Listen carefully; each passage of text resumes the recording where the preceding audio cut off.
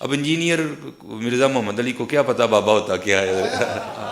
وہ تو اس کو تو حضرت جی جو پیچھے سے پیسے آ رہے ہیں نا اس کو تو وہ نظر آ رہا ہے، جو پیچھے سے پیسے آ رہے ہیں نا اس کو تو وہ نظر آ رہا ہے، جو پیچھے سے پیسے آ رہے ہیں نا اس کو تو وہ نظر آ رہا ہے، اس کو کیا پتا بابا ہوتا کیا ہے؟ بابا اپنے زمانے میں ایک زمانہ ہوتا ہے، بابا اپنے جہاں میں ایک جہاں ہوتا ہے، اس کا وکری ایک جہاں ہوتا ہے۔ تو وہ اہل سنت میں سے لوگوں کو خریدتے ہیں جنہوں نے لبادہ اہل سنت کا پہنا ہوا ہوتا ہے، اور حقیقت میں وہ رافضیت کے گندے نطفے ہوتے ہیں، جس کی بہت ساری مثالیں ہمارے سامنے موجود ہیں۔ اسحاق جھال والا مردود اسی قسم کے انسانوں میں سے تھا، انجینئر مرزا مردود اسی قسم کے انسانوں میں سے ہے۔ رافضیت کے پیسوں پہ پلنے والا، ایران کے ٹکڑوں پہ پلنے والا یہ جانور، رافضیت کے پیسوں پہ پلنے والا، ایران کے ٹکڑوں پہ پلنے والا یہ جانور، رافضیت کے پیسوں پہ پلنے والا، ایران کے ٹکڑوں پہ پلنے والا یہ جانور صحابہ کے بارے میں اپنی زبان گندی دراز کرتا ہے، اور حقیقت میں اس کا من پلیت ہے، اس کے ماننے والے اس سے بڑے پلیت ہیں۔ پانچواں پوائنٹ، ہم نے کوئی چندہ بک نہیں بنائی۔ سب سے بڑا مسئلہ یہ ہے، میرے اس وقت بھی آفیشیل یوٹیوب چینل کی کمائی آلموسٹ 1 کروڑ کے قریب بن جائے اگر میں ویڈیو ایڈز کے اوپر اسے مونیٹائز کروں، اور اگر میں کنٹینٹ آئی ڈی لے لوں تو جتنے میرے نام کے اوپر چینل بنے ہوئے ہیں ان ساروں کی کمائی میرے اکاؤنٹ میں آنا شروع ہو جائے گی، یعنی وہ اپلوڈ سٹوڈنٹس کر رہے ہوں گے، کمائی مجھے مل رہی ہوگی۔ تو آپ ذرا اندازہ کریں، میں تو روزانہ کوئی 100-150 مولوی خرید سکتا ہوں روزانہ، پورے سال کی تنخواہیں ایڈوانس میں دے کے۔ کوئی مسئلہ ہے میرے لیے، لیکن ہم نے یہ کام نہیں کیا، اور اس لیے نہیں کیا کہ ہم قرآن و سنت کی تعلیمات میں اسے حرام سمجھتے ہیں۔ حالانکہ یہ میں کسی سے چندہ نہ مانگ رہا ہوتا، اگر میرے چینل کی کمائی ہے میں لے رہا ہوں تو میں کسی سے تو چندہ نہیں مانگ رہا، یہ تو سائیڈ بینیفٹ ہے۔ میرا چندہ تب ہوتا نا جس طرح اس وقت بڑے انٹرنیشنل سپیکرز ہیں، ان کی ویڈیوز اگر آپ نے لینی ہو تو ویڈیوز خریدنی پڑتی ہیں آپ کو، ویب سائٹ سے بھی ڈاؤن لوڈ کرنی ہو نا تو وہ ڈالرز دینے پڑتے ہیں آپ کو سال کے۔ میں نام نہیں لیتا، پھر وہ لوگ برا مان جائیں گے۔ ہم نے دنیا کی جتنی حدیث کی کتابیں اس وقت تک اردو میں ٹرانسلیٹ ہو چکی تھیں، آلموسٹ ساری بڑی وہ فری رکھ دی ہوئی ہیں ان کے PDF اپنی ویب سائٹ کے اوپر۔ میرے سارے کی ساری ویڈیوز فریلی اویلیبل ہیں، ڈاؤن لوڈ کر سکتے ہیں۔ لہذا میں اس سے تو نہیں، یہ تو سائیڈ بینیفٹ تھا کہ میں ویڈیو ایڈز چلا کے تو کمائی کر لیتا، ویڈیو ایڈز نہیں چلائے، صرف امیجز تک اس کو رکھا، کمپرومائز کیا، اس وجہ سے کہ اللہ کو کیا جواب دیں گے کہ ہم دین کے نام کے اوپر جو ہے وہ غیر شرعی فعال کر رہے ہیں۔ تو یہ ایک بہت بڑی خوبی تھی، چندہ بک بھی نہیں بنائی، اور جو اپنی خود محنت کی کمائی تھی وہ بھی نہیں لی، صرف اس وجہ سے کہ شریعت کی حد نہ ٹوٹے۔ اب مجھے بتائیں، یہی چند چیزیں ہوتی ہیں جس سے آپ لوگوں کو جج کرتے ہیں کہ وہ اس سسٹم سے کیا بینیفٹ حاصل کر رہا ہے، تو ہم اس سسٹم کے بینیفیشری ہے ہی نہیں ہے۔ اس لیے میں کہتا ہوں کہ میرے ساتھ اگر کسی کو آپ نے کمپیئر کرنا ہے نا کہ جی فلاں بھی بندہ دین کا کام کر رہا ہے، تو وہ میرے والی خوبیاں بتانی ہیں آپ نے۔ پہلی جو یہ خوبی ہے نا چندے والی، اس میں سارے فیل ہو جائیں گے۔ کوئی ایک بندہ نہیں آپ بتا سکتے جو چندہ نہ لیتا ہو، اور میں ان کے چندوں کو غلط نہیں کہہ رہا، یہ ذہن میں رکھیے گا۔ اگر وہ اپنی بیسک نیڈز تک اپنے معاملات کو کرتے ہیں تو ان کا حق ہے۔ مثلا طارق جمیل صاحب ہزاروں سٹوڈنٹس کو ان کی رہائش سپورٹ کر رہے ہیں، انہیں تعلیم دیتے ہیں، ان کا سال کا بجٹ 155 ملین ہے، سال کا بجٹ 10 لاکھ کا 1 ملین ہوتا ہے، 155 ملین ایک سال کا ان کا بجٹ ہے۔ یہ میں 2 سال پرانی بات کر رہا ہوں، اب نہیں مجھے پتا کیا ہے۔ ڈاکٹر ذاکر نائک کروڑوں میں چندے لیتے ہیں، انہوں نے اپنا بیت المال بھی قائم کر لیا۔ اور بھی آپ نعمان علی خان تو چھوڑ ہی دیں، کیا حالت ہے، اربوں میں ہے بات، کوئی ایک بندہ بھی نہیں ہے۔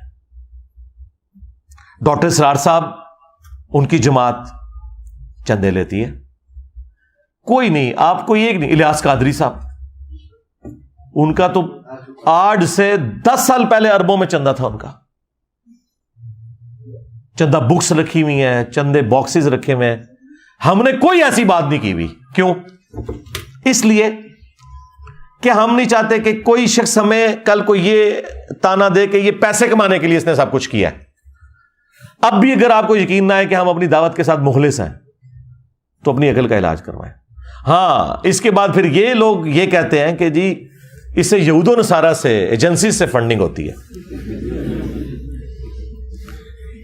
یہود و نصارہ آپ کو یہ کہیں گے کہ قرآن بخاری اور مسلم پڑھو تو تم ہدایت پا جاؤ گے. ہاں، اور یہود و نصارہ کے ایجنٹ وہ ہیں جو کہتے ہیں قرآن ڈائریکٹ نہ پڑھنا گمراہ ہو جاؤ گے. ہاں. محمد لقمان کرک سے، میں رمضان المبارک میں قرآن ترجمہ کے ساتھ پڑھنا چاہتا ہوں، آپ رہنمائی فرمائیں کہ کس مترجم کی تلاوت کروں. شکریہ. بالکل کسی مترجم کی تلاوت آپ نے نہیں کرنی، یہ بات یاد رکھیں. عام بندہ جب قرآن کا ترجمہ اٹھا کے اس میں غور و خوض شروع کرے گا، یہ گمراہی کا دروازہ کھلے گا. میری جان من، قرآن کریم اتنا لاوارث نہیں ہے کہ آپ اس کو بغیر قرآن کے ماہر کے پڑھنا شروع کر دیں. ڈاکٹری میڈیکل کی کتاب آپ بغیر ماہر کے نہیں پڑھتے، تو قرآن کریم بغیر ماہر کے آپ کیوں پڑھیں گے؟ ترجمے آپ کے لیے نہیں ہے، یہ طالب علم کے لیے، یہ انڈر کنسٹرکشن عالم کے لیے، جو ابھی زیر تعمیر ہے، یہ اس کی مدد کے لیے. آپ کو چاہیے آپ نے ترجمہ پڑھنا ہے تو کسی عالم دین کی زیر نگرانی پڑھیں. مجھے بتاؤ، اگر آج کوئی یہودی آ کے آپ کو کہنا قرآن نہیں پڑھنا مسلمانوں، یہ کتاب پڑھ کے انسان گمراہ بھی ہو سکتا ہے، تو ہم پورے ملک کے اندر ریلیاں نکالیں گے اس کے خلاف. اور آپ کا ہر مولوی ممبر پہ آ کے کیا کہہ رہا ہے؟ قرآن ڈائریکٹ نہیں پڑھنا گمراہ ہو جاؤ گے، ڈائریکٹ بخاری نہیں پڑھنی گمراہ ہو جاؤ گے. اور آپ کہتے ہیں سبحان اللہ، مفتی صاحب نے فرما دیا. یہ ہے یہود و نصارہ کے ایجنٹ. دوسرا، ایجنسیز کی آپ بات کرتے ہیں، چاہے انٹرنیشنل ایجنسی ہو یا اندر کی ایجنسیز ہو، آپ سمجھ سکتے ہیں کہ میرے جیسے آؤٹ اسپوکن بندے کو جو کسی کا لحاظ نہیں کرتا، وہ اس کو پیسے کی بنیاد کے اوپر خرید سکتے ہیں. عمران خان صاحب جب اپنی پیک کے اوپر تھے اور پوری فوج ان کے پیچھے کھڑی تھی، میں اس وقت بھی لحاظ نہیں کرتا تھا ان کی پالیسیز کا، آپ کو پتا ہے. ہاں، جہاں مولوی ان کے ساتھ زیادتی کرتے تھے میں دفاع کرتا تھا، لیکن جو فوج کا پالیٹکس میں کردار ہے میں اس وقت کرٹیسائز کرتا تھا. جب عمران خان صاحب اترے تو سارے دم دبا کے بھاگ گئے. ان کے اوپر جب برا وقت آیا تو جو ان کے ساتھ زیادتی ہو رہی تھی یا ان کے ساتھیوں کے ساتھ جو جرم کیا وہ تو الگ بات، اس کو تو کورٹ میں دیکھنے کی ضرورت ہے. تو میں نے آواز بلند کی. آج کسی کی جرت ہے کہ 2 جملے بول دے؟ کدھر ہے طارق جمیل صاحب؟ 9 مئی کے بعد کسی کی جرت ہوئی ہے کہ بولے؟ لیکن میں نے جتنی حق بات تھی وہ دھڑلے سے اسی رات لائیو سیشن میں کی اور بڑوں تک پہنچائی. وہ اس بات کا ثبوت تھی کہ ہمیں کوئی آر نہیں سچائی بیان کرنے میں. ٹھیک ہے، ابھی تو کئی باتیں یار میں اس کو کیمرے میں کرنا نہیں چاہتا ورنہ اور مسئلے کھڑے ہو جائیں گے. تو کسی کی جرت نہیں کہ ایسا کوئی معاملہ کرے. 1 روپے کے کسی کے روادار نہیں ہے. یا ہزاروں، اب تو میں کہہ سکتا ہوں لاکھوں لوگ ہو کے جا چکے ہیں. سب کو ریسرچ پیپرز فری دیے ہیں، سب کو دودھ پتی پلائی ہے فری. جو صبح جلدی آتے ہیں انہیں ناشتہ بھی کرواتے ہیں، سموسے بھی، سب کچھ اپنی جیب سے کرتے ہیں. یہ وہ واحد خانقاہ ہے توحید کی جہاں پر چندے لیے نہیں جاتے بلکہ اپنی جیب سے کھلایا جاتا ہے. ہاں، آپ یہ جو صوفیاء کی خانقاہوں کی بھی بات کر رہے ہیں نا کہ وہاں فری کھانا کھلایا جاتا ہے، نا نا نا نا جناب. جو بندہ آپ سے 1 لاکھ روپے لے کے آپ کو 1 روپے آپ کے اوپر لگا لے اور آپ یہ کہہ رہے ہیں وہ فری کھلا رہا ہے. آج داتا دربار کے چندے بند کر دیں، آج پاک پتن کے آپ چندے بند کر دیں. یہاں کوئی صفائی کرنے والا بھی آپ کو مل گیا تو مجھے پکڑ لیجئے گا.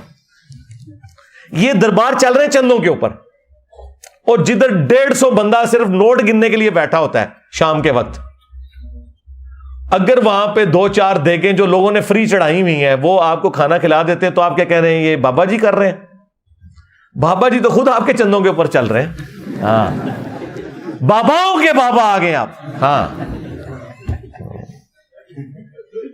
تو یہ سارا فراڈ ہے. یہ آپ لوگوں نے کبھی غور ہی نہیں کیا تھا کہ آپ سے لے کر یہ سلطانہ ڈاکو والا کام کر رہے تھے. ہاں، امیروں سے لے کے غریبوں پہ لگا دیا. یہ غریبوں سے لے کے تھوڑا سا غریبوں پہ لگاتے ہیں اور کہتے ہیں جی وہ بابا جی کھلا رہے ہیں. کوئی بابا نہیں کھلا رہا بھائی،